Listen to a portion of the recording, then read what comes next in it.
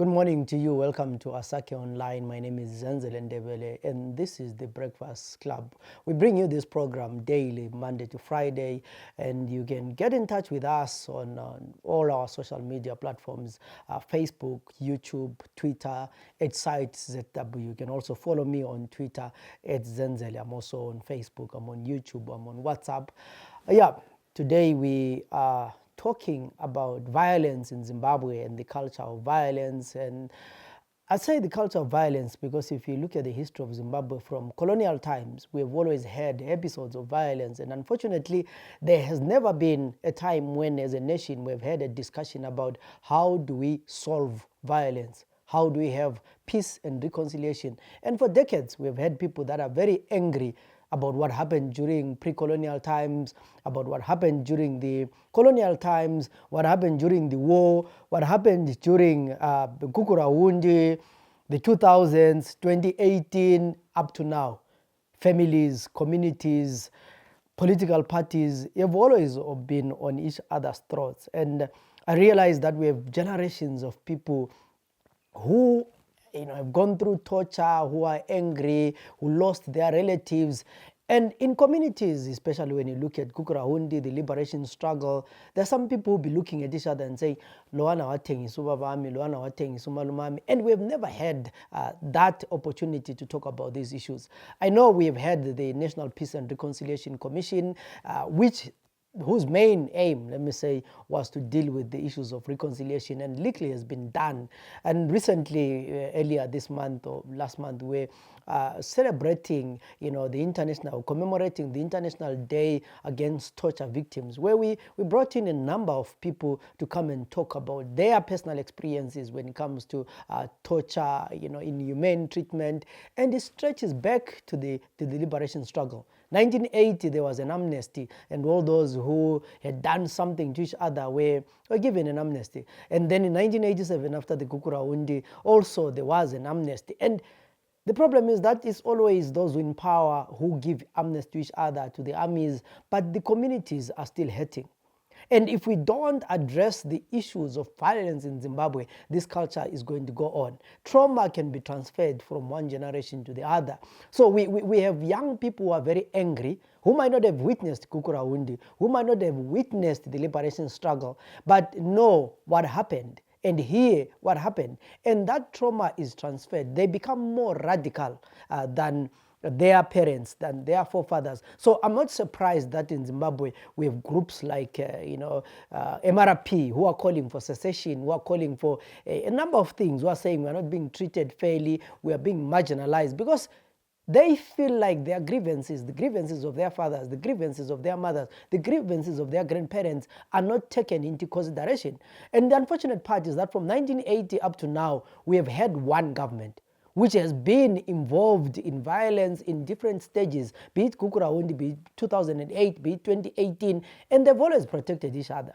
So if we don't deal with violence, with reconciliation, last week we have had these programs where people saying the spirit of the dead are saying they want to be reburied. There's so much that is going on in Zimbabwe. There's so much that has not been resolved. Economic prosperity would mean nothing in Zimbabwe if our people still boggle the anger. People are angry. If you want to see that people are angry, go and watch a Dynamo's Highlanders match. It becomes tribal. Go and see what's happening on Twitter, on Facebook, on WhatsApp. We are always at each other's throats, insulting each other because I'm Shona, I'm Ndebele, you are Ndebele, I'm Kalanga. And it is because over years, anger has been building on, and there is no outlet to talk about these things, to vent out. And this program today, which is going to be part of the many series that we are going to be talking about, looking at peace building in Zimbabwe, looking at the issue of transitional justice. We are talking to victims of torture, or we are listening to the stories of the victims of torture, telling about their experiences and how they've been bottling up all this anger over the years. Siyaziqinisa yayingizwa abantu kwesinye isikhathi nxa kule nto ezenzakala kuma-WhatsApp lapha kuthiwa mina bangangenzani vele bese ngisithi nxa usuwedwa siqondane labo abantu bakhona awubuyi phela usitshela ukuthi uhambe njani. But we all know what we've gone through. and we all know ukuthi kuyabe kunjani. And those effects akula muntu ake ubezobuza ukuthi uzwa njani ngithi. And akula muntu who kwesinye abantu very feminine, they don't understand why you are so angry, why you behave. I know we told you these things. Kwesinye abantu behluleka even ukuhlala nonkosikazi ngenxa yolanga ababelala. You know, abantu efamily bayibona ngani yahlala. But it is those effects, and ezimbabwe lapha ngikwazi incedo akuphi government ayincede. You know, abakwazi impela ukungcoba abantu bezandla and all those kind of things. Sizagcina ngomama, she is the latest victim ye political violence eyenzakala ngebi-election naleyenzakale ngoMarch ka-10.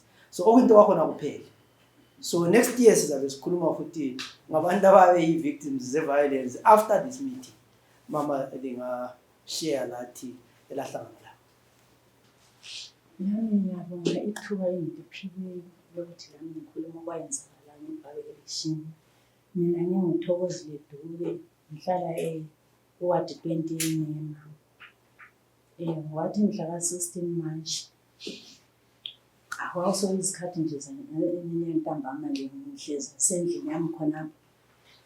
Ngizwe nje izimoto ziyadlula nje ngisho abantu bayahlabelela phandle khona sengiphonga ukulunguza nje ngithi ngabantu abanjani, abantu abavela campaign ukuthi izimoto sezinjani sezibalethe ukuthi bayimizila. Uthe kunjalo khonapho nje ngihlezi endlini. Ngangilo umama nje umalukazana omunye umama nje ongumakhelwane khonapho wayebile ukucelisa nje ukuthi ngimshaje ifoni yakhe.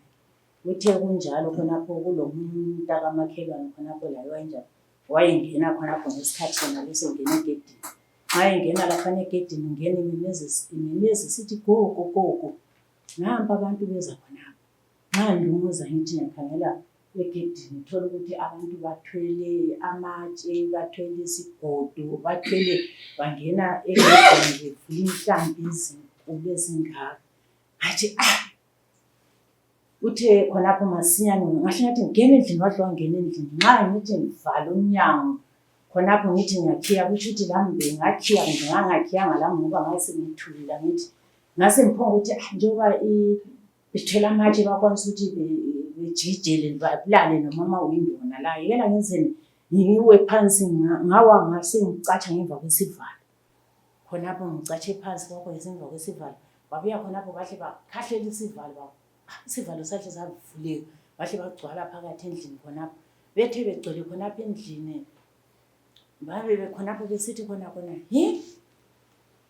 uthumela abantu bakho ukuzofaka idoti la. Ngalona lelo langa abe Citizen Coalition for Change babefikile khonapho endaweni yasembalabala behamba befaka nje bebophela ama-posters kunjalo. So basebezofika la kimi ekhaya khonapho bachiya nje bebophela ama-posters elinye balifaka phakathi kweguma elinye balifaka nje phandle kwegedi khonapho. Uthe kunjalo khonapho babe besithi hey thumela abantu bakho khonapho bezofaka idoti yakho khonapho. Nxa ngisathi ngikhangele lo omunye la ngapha la ngapha omunye la ngapha bonke sebengikhangela ukuthi khathi singikhangele uphi ngiphendule uphi khonapho vela kusakwanise ukuthi ngikhulume ngithini. Ngapha abanye vele khonapho bayabhoda lo muzi ngoba babuya begcwele ikhombi le pick up. Abantu bangikhona bona laba babethunyelwe ngoba abantu bakhona bona labo asibo bakhona apha esigabeni. Hayi babethethe nje ngokuthi kwakulomhlangano khona ngale mbalabala. Babethethe abanye abantu ababevela eMalilangwe, abanye esigodini entabeni ende, labanye omama abangomakhelwane basala behlezi phakathi kwekhombi ukuthi bona benjani bengaphumi ukuthi babonakala ukuthi yibo banjani ababuye labantu bona labo. Kuthe kunjalo khonapho abanye bebhoda phandle ngale esilugwini ngaphi phandle betshaya izinto bebulala abanye ngapha ngemuva ngapha kulo George Tank. So laphana kule ilokuzeni le ukuvala amanzi laphana ngithi omunye ngikhangele khonapho ulwane uyabamba uyaqamula uthi faka iJojo tank khonapha kodwa uhlezi eplazini thathe iqamule ijela kathana le abunye ngaphi kuya lapha athi uyaphuma lapha kuselendini lapha uyaphuma thina sihambe yaleli lizwe lelo ngithathe ilizwe ngibisele emakhiweni. Khonapho ngithule kunjalo. Uthe kunjalo khonapho babe besithi abanye ngabasika izinto eziphansi ngapha abanye bakhamba amafriji ngapha omunye uyabulala ngapha omunye enzani vele ukuthi vele izidaba bezenza ngonkwane ukuthi vele ifoni yami ngangiyithwele so ngahle ngayithatha ngayibamba leyana enye bahle bathatha le indorindorwana bahle bamshalela phansi bahle bamchola ngezicathulo. Udlula kunjalo sebethi phangisa uphume phandle khupha idoda yakho laphana esilahleni. Nxa ngifika laphana esilahleni ukuthi phela iposta le ukuthi ngiyikhiphe khonapho babe bengisikiza ukuthi ngisondele phela ukuthi ngikhiphe akukhipheki. Ethi phangisa kade awuzwa ngisondele ngithi ngiyakhipha ngisondele khonapho nxa ngithi lwana la ukuthi nami ngize ngisondele ngikhiphe dabula kade silahlele phansi ngahlele phansi uthi kunjalo khonapho omunye ngapha le moto ivene eyayiphakile ngapha eceleni khonapho omunye kade sebhude khona ngale ebesevula isivalo lesana lapha esithela khona ipheshu wahle wasikhipha wasithatha wahamba laso. Nangiza ngithi kuthi ngikukhona into abatshebeyifakile ukuvulendo khona abawufake phakathi laphana. Kuthe kunjalo khonapho sesithi phangisa uphume phandle. Phuma phandle ekhipha lalo khona uphandle idoti zakho lezi. Phume ngephandle khona ngale nxa ngiphandle laphana. Xa ngithi ngiyakhipha laphana anti imoto zabo bazijile ngale phansi badlule imbijana umuzi batshela ngale. Nxa abanye labasebenzile sebezimotweni laphana. Sokuselithuwe ngale. Ithiwe ngale yesisithi phangisa ukhiphe lokho. Ngikhiphe laphana nxa ngikhiphe sothi lala phansi uqume kathesi. Ngabe sithi ngabe sembhaleka ngibhoda ngemva kwesibaya ngale. Nxa ngibhaleka ngibhoda ngale kwesibaya imoto sesidlula sivube bese yasigadela phambili laphana. Babe betshana nabo sebesuka sebehamba. Asala khonapho uyazi ngimangele ngithithibele ukuthi uthe kunjalo khonapho sengithi ngitsho makhelwane ngitsho lobani ukuthi ukhona wakwasondela kwenye azange kubuye umuntu wapho ngobuya nje abanye abafana nje abangumakhelwane ababuya bezokukhangela ukuthi Masalo sizwe umsindo lapha abakulimazanga. Hayi anza bathi kathi kuyina kade kuchaywa lapha lami ngingakaboni phandle anti kade labana abaphandle ngale bebulalisa. Ngasala sengibona kuphela kunjani ukuthi bayenze lokhu sisebenza sihambile. Kuthe kunjalo khonapho sengithini sengibuyela ke ekhaya anti ilanga silisiyatshona sensithi vele khonapho sengithinekile vele sengidiniwe sensithi ngekela ngenzeni ngekela ngipheke masinyane ukwenzela ukuthi ilanga lithi litshona kanjani simphekile. Nxa ngisathi ngisapheka khona phana ekitchen ngithi saphekile angazitshondela phana semphuma sengisithi ngiyangale ngebedroom endlini nxa ngithi ngiyaphuma ngale ngithi ngale ekitchen ngizula abantu abathi kuhle ngithi ngiyakhangela obaba labana bathi dala lokho sithi kuhle khona lapha kunjani izinja zizasiyazi siningi izinja.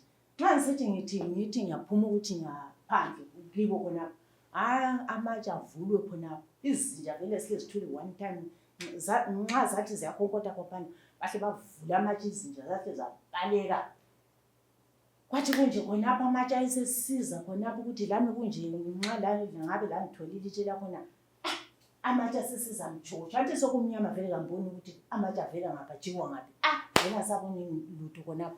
Obaba labana laba kade besithi kuhle nampo labo bahle babaleka khonapho bahle bahamba khonapho bese ngithi sengisithi endlini vele kakusengeneki ngingathi sengigijima sengingena endlini lapha abantwana basebilele semvusa abantwana phumani ndini phumisa abantwana masinyane siphuma sibhoda ngapha sisekele indlu ukuthi bengasiboni ukuthi siqonde ngapha ngemuva ngapha yikho kusemasimini legede elinye ngemuva khona ngapha uthe ngemuva khona lapho sagijima ngegede lona sangena emasimini anti ngesikhathi kulokhu ngabaleka labantwana ngabafihla phakathi kwamasimi khona ngalo ngathi ukuthi njengoba ngichiye izinto zikhamisile izinto zami abantu labana bazathini bazabuya kumbe endlini babuye bafike bangene betshontshe kumbe benzeni yekela salani khonapha kodwa lingalali yekelani njani mina ngibuyele ngikhangela mbonto ukuhamba njani ngabuya lokho ngiyenya sibili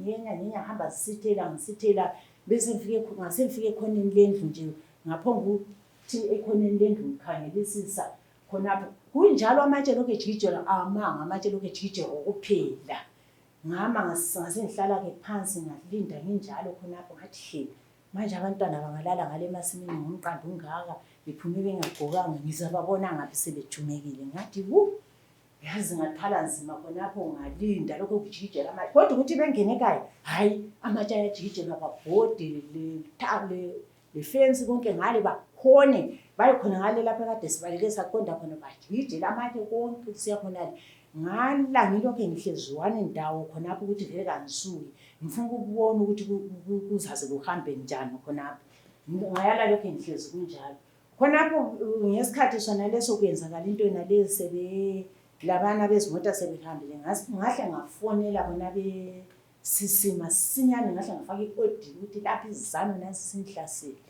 kathi kuthe kunjalo vele ifoni yami yathi yacitha umlilo vele kwahle kwasala kunjalo so lokho engisahlezi khona laphana kwazofika ngabona kwazofika abantu abathathu khona vele kwasongama-12 vele ebusuku khona bazofika ke ebusuku bebathathu ngababona sibili nampana bangena egedini bengena egedini ngahle ngasithala ngabuyela khona lemuva masinyane ukuthi vele bengamboni ukuthi ngiqonde nga ngizwa bamemeza sebememeza ukuthi hayi yithi masale sifike emini lapha so ngathi kambe yiko ukuthi baqinisile ngabuya mbijana ngathutsha bathi buya basale yithi ngithe ngithutsha khonapho yeyi hayi ngizwa umoya wami sithi uthe kunjalo khonapho kathi vele abanye bayiza abanye basuke eplant khonapho ngobusuku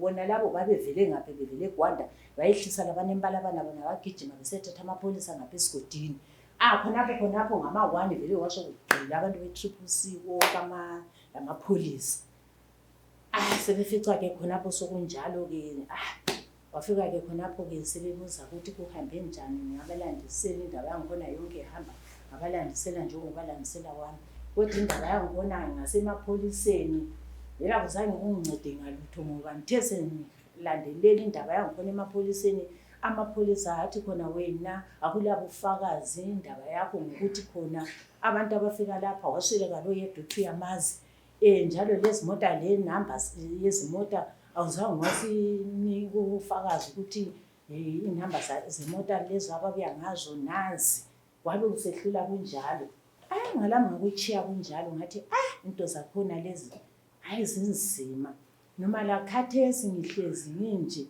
vele nxa kuntambama ngesinye isikhathi kumbe kusithi uzwe kathi kulabantu abakhuluma phandle abasengicabanga ukuthi sebethumele futhi abantu ukuthi babuye bazongithatha njengoba abantu bayathathwa bayebulawa vele lami ngihlezi sengingumuntu ethukileyo isikhathi eziningihlala ngicabanga ukuthi ngcono umuntu athini ngcono ayekele lokhu umuntu yakufefela lokho ngenxa yokuthi vele into zangikhona zinzima shuwa zikhulunywa iqiniso ngokuthi akusihlezi usitshawa uvalo kuphela ukuthi asikwazi ukuthi kade vele khathesi bangicabangelani kumbe khathesi kunjani ukuthi vele esigabeni sona lesi sihlezi khonapho kwadi 20 abantu bakhona bathi vele lapha kasifuni opposition lapha vele izana kuphela vele opposition vele asiyifuni khonapho ngokuyiinto ekhona nale khonapho kwadi 20 so yikho lami into yakhona le inzima ngokuthi vele sihlezi sihlukuluzwa lami kunje ngokuthi khona vele ngathi ngihlala kwena le ndawo